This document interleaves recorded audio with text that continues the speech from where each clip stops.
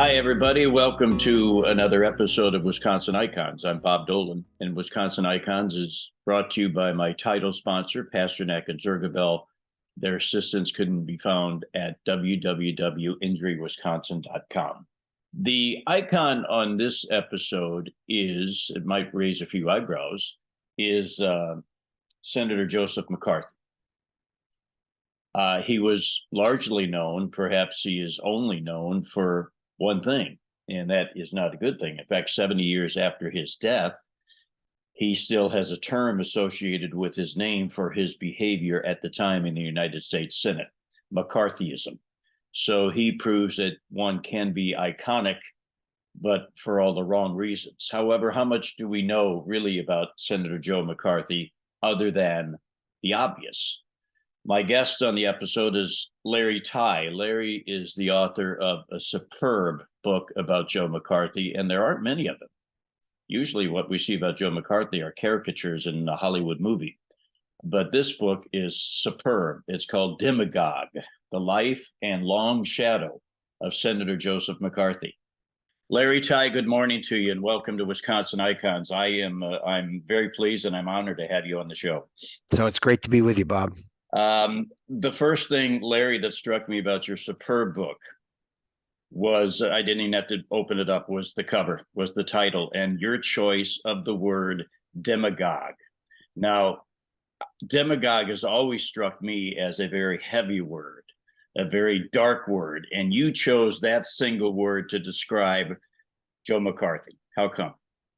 I did partly because I think that is what McCarthy in the end was all about. He was a demagogue, which in much simpler words, he was a bully, and he was a bully that represented a strain of America having a love affair with bullies from the very beginning of its founding until today. And I think that I was interested. Anytime you write a biography of an individual, no matter how important that person is, they are always a lens into a bigger issue.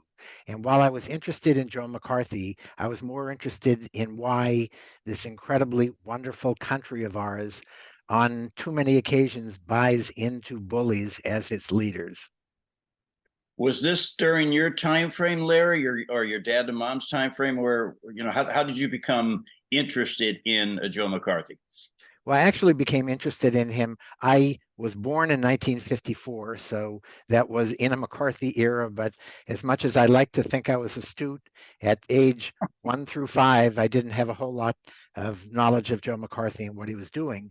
But I was consumed from about, I guess it was 2012 to 2016 with writing a biography of Robert Kennedy.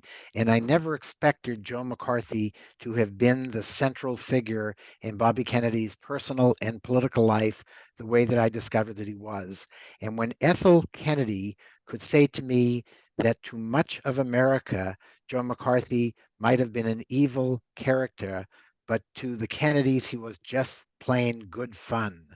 And those words, good fun, aren't words I generally associated with Joe McCarthy. So I thought there was more to the story than I understood, and I wanted to try to figure it out. So, Larry, before we get to the obvious, can you, we're in Wisconsin right now, and this is a program called Wisconsin Icons. Very few of us in Wisconsin know anything more about Joe McCarthy other than the obvious. So can you please just bullet point his life for us? He was born in Grand Chute, that's near Appleton, but his upbringing, his schooling, he served in the military. Just bullet point it for us, please. Sure. Maybe we can find something in there that leads to the Red Scare. Yes. So he was born on a farm in Grand Chute, as you mentioned, and he was raised with wonderful rural farm values of Wisconsin. But as you know better than me, Wisconsin political history goes in both directions. You have produced some of the proudest liberals and some of the most conservative figures in American history, including Joe McCarthy. And I think that what he took away from his experience on the farm and his experience in the military and his experience in early life, I think very much set the pattern for who he became.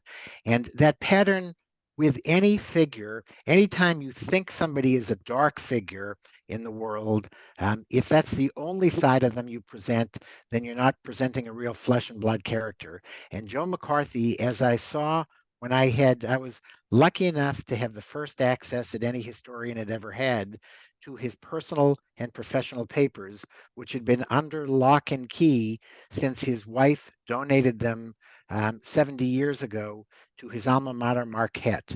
And those papers were under lock and key with a provision they would become public when one of two things happened. When the McCarthy's then infant daughter said that they should become public, or when she died. Well, she was younger than me and seemed to be healthier than me, and it was clear that I was going to have a tough time if I waited until she died. But I tried every trick that I knew as a journalist and as an author to try to get her to open those papers to me. And what that meant was knocking on her door.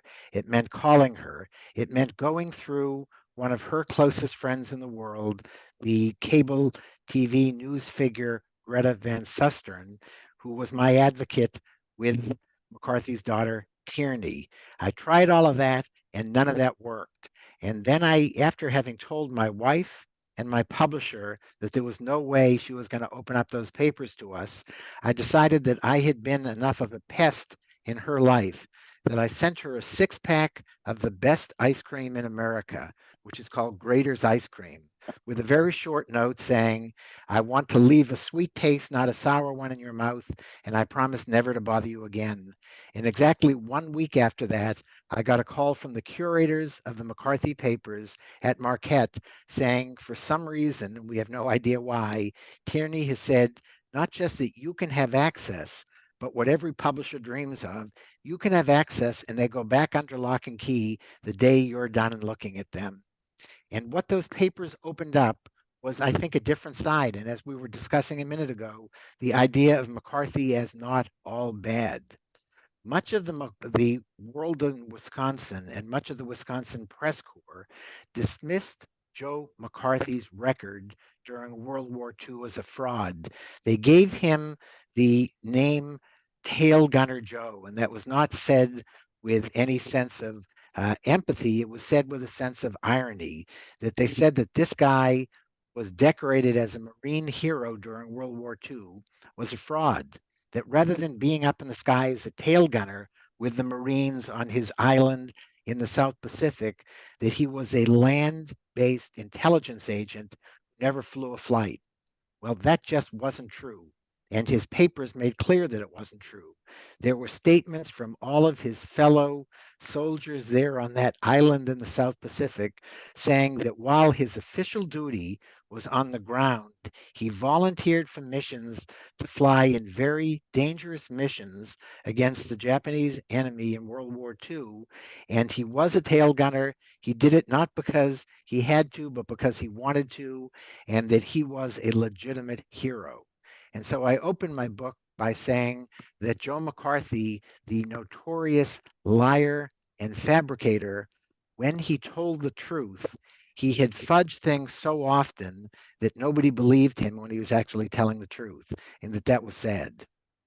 Already, Larry, you provided a great nugget for us. I appreciate that because I don't think too many people here realize that he served and he was a hero in World War II. I'm a big World War II guy. My dad served in World War II, and anytime I don't care what else may happen in one's life, if you served in World War II, in my book, you had a lot of good in you. So thank you so much for that example. Can Uh, I add one thing on yeah, World War please. II? The one thing is that not only was he a proud and a brave Marine, but we might not have the Marine Corps around as a branch of the military today if in later life Senator Joe McCarthy didn't stand up for the Marines. There was always a question whether we needed a separate Marine Corps or whether they ought to be part of the Navy or just um, eliminated entirely. And Joe McCarthy, to his credit and to the the pride of Marines everywhere, we have a Marine Corps today in part because Joe McCarthy stood up for the Marines. Fantastic. He wins a senatorial election in 1946, I believe. The Red Scare doesn't really begin, at least he becomes the public face of the Red Scare until 1950. Does he do anything of significance, Larry, in his first 3 or 4 years in the Senate? So he did, on the one hand, little enough significance that the general read in Wisconsin was that he was a backbench senator destined to serve just one term. Yeah. And he was struggling during those early years to find an issue that worked for him. And one of the issues that he took on, I think, gave a sense of the Joe McCarthy, the red baiting senator that he became. And that was an issue involving one of the scariest episodes during World War II. It was part of the famous Battle of the Bulge, and it was known as the Malmedy Massacre. And it was where American troops had basically had been outnumbered by Germans, raised a white flag of surrender, and were killed in one of the worst massacres of American soldiers during World War II. And the Germans who perpetrated the massacre, as part of the Nuremberg trials, were tried and convicted and sentenced to death. Only Joe McCarthy thought that was wrong, and he thought that they had been railroaded into that verdict and that it was just unfair to those German troops. And so he was the only guy in the US Senate who basically stood up for them. And I think he stood up for them as a way to throw a bone to his German constituents back in Wisconsin, but in a way that was repudiated by every investigation that was done by the Army and everyone else. And I think that he was willing to go out on a limb and fabricate things to take on a cause that he thought could win him votes and win him some support. Well, so far, Larry, this is a pretty good story. you know, Aha. up until this point, I'm liking Joe McCarthy. What happens? So, Where does he fall off the rails and why? so I think he gave an indication of where he would fall off the rails by defending, without any real evidence, the Germans at the Malmedy massacre. And when he, in 1950, on the most important day in the Republicans' calendar, which is Abraham Lincoln's birthday, Abraham Lincoln was the stalwart and the standard bearer of the Republican Party. And in 1950, on Lincoln's birthday, all around America, people, prominent Republicans, are invited to speak at a Lincoln Day dinner that's a big fundraiser and a big just raising of the flag. And if you were a prominent senator or if you were the president, you might be invited to speak in New York or Boston or maybe Milwaukee. When you were Joe McCarthy and a backbench, seemingly one-term senator, your invitation came from Wheeling, as his staff called it, Wheeling, West by God, Virginia, in the middle of what seemed like nowhere. And Joe McCarthy goes there on Lincoln Day, and he has a big briefcase with two speeches in it. One is a speech on national housing policy. And had he pulled out that speech and delivered that one that night, we would not be 70 years later talking about Joe McCarthy. But instead, he reached deeper into his briefcase and he pulled out a speech where he accused the State Department and the government generally under Harry Truman of sheltering communist spies. He said essentially behind every pillar in the State Department there was a red, and that we had not done the proper job in looking for them. Now, that was a very interesting speech, and had it been true, it would have been a dramatic story. But by then, between the House Un-American Activities Committee and the Truman administration, they had weeded out of the government all the 24 karat spies.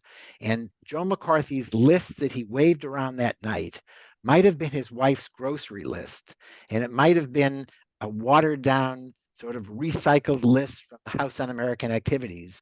But what he didn't have was a list of bona fide communist spies in the US government.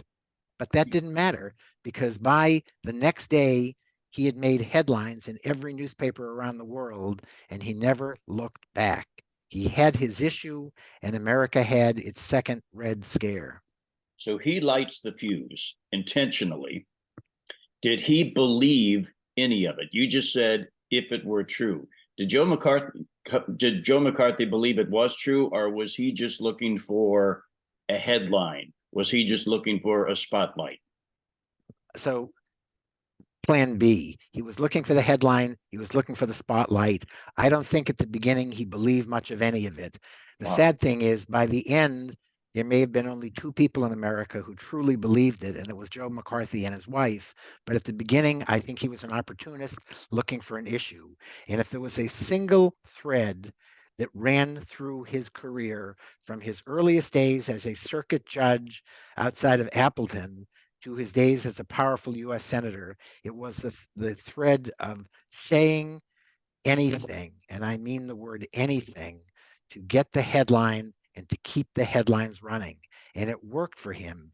Every day during the whole Red Scare era with him, he would have in the next day's paper the headlines accusing somebody prominent, including two US presidents, of, if not being a communist spy, sheltering communist spies. And by the time those people could fight back, that first day, their response might have made it next to the corset ads on page 15, and Joe McCarthy had the headlines. And reporters, even the most well-meaning of reporters, are smart enough to know that Joe McCarthy made good copy, and they gave him the front page for years upon years. You said Larry, two presidents. One was, of course, Truman. Was Eisenhower the other one? Eisenhower was the other one. He never Okay. accused him outright of being a spy, but he suggested that Eisenhower was soft on communism. And it was Dwight Eisenhower, in the end, who helped snuff out Joe McCarthy. Was there a pocket in this country, Larry, that looked upon Joe McCarthy as a patriot, or was the general perception is this guy's just off his rocker? So I wish I could say it was the second, because that's what history rightfully judges him. In fact, it was the first. He was, during his time in the early 1950s, the second most popular figure in America, according to the Gallup poll and other measures of public opinion. Number one was our war hero president, Dwight Eisenhower, and number two was Senator Joe McCarthy from Wisconsin. He was popular enough in Wisconsin to win a second term. He was popular enough in my hometown of Boston, Massachusetts, to be the one person that Joe Kennedy feared. If he had come in and campaigned against Joe's son, Jack Kennedy, Joe Kennedy thought that Jack could lose the election. And he begged, and McCarthy listened, that he would stay out of Massachusetts. He campaigned for Republicans all across America, but not come campaign against Joe Kennedy's son, Jack. Remind us, please, Larry, of the famous quote somewhere along this era. Have you no sense of common decency, sir? Who So said that that, and what brought that about? Sure. So what brought that about? McCarthy took on communists in the State Department. He accused communists in just about every agency in America, but he went a step too far in saying that the American military was riddled with communists. And he was then investigated by his own Senate in what may have been, other than the Watergate hearings, the most famous hearings in American history, the so-called Army McCarthy hearings. And in the middle of those hearings, a leprechaun-like Irish lawyer from Boston named Joe Welch stood up after McCarthy had accused one of Welch's young associates of being a left-leaning, communist sympathizing lawyer. Joe Welch stood up and said that famous quote that you said, "Have you no shame?" And the truth is, that was, as interesting as that line was, number one, it was rehearsed. It was not the spontaneous outburst that the public thought at the time.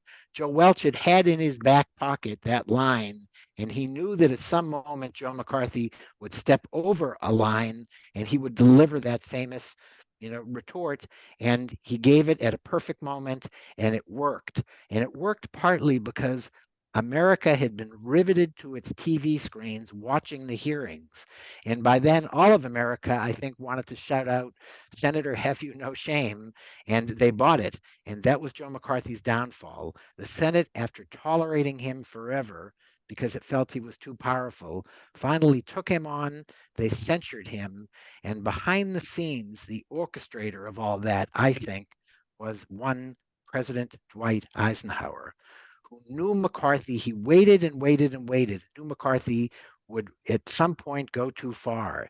And it was when McCarthy took on Eisenhower's cherished military, and more importantly, the American public's cherished military, that he knew Senator McCarthy had done himself in. He dies a young man. He was what, 48 or 49. Did Yes, he ever, did he ever give any indication, Larry, that he regretted his behavior? so if I can actually pause for 1 second and say, you talked about him dying a young man, and he did. And the official story of how he died was that he died of acute hepatitis. Now, I mentioned that I had access to his personal and professional papers. At the same time, I was begging his daughter for access to those. I was begging the US military to give me access to his medical records. McCarthy, from the time he was a senator, was treated at the esteemed Bethesda Naval Hospital. And there is a provision in federal law that if somebody is enough of a public figure, the government can decide to release even the medical records. And I begged and I begged and I begged, and I gave up again. And one day, my wife and I were out for an early morning walk with our dog, and we saw this enormous brown box at the head of our driveway. And my wife said, "What is that? Let's stop and look." And I said, "They'll be there when we get back. Let's walk the dog." When we got back, I realized that the military had decided to give me his medical records. Oh. And I poured through them, thousands of pages of medical records. I sifted through them with the just retired dean of the Harvard Medical School, the just retired editor in chief of the New England Journal of Medicine.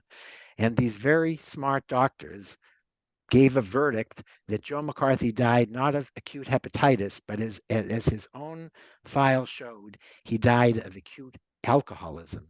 And he had been drinking so much from the moment he was censured. He had always been a drinker, but he was drinking the equivalent of a fifth a day of whiskey. And that's what killed him. And that, I think, numbed him. Had he ever been close to acknowledging that what he had done was perpetrating a fraud on the public, I think his alcohol numbed him to any ability to ever acknowledge that. And so the short answer is no, he never did. My first question to you, Larry, was about the word demagogue.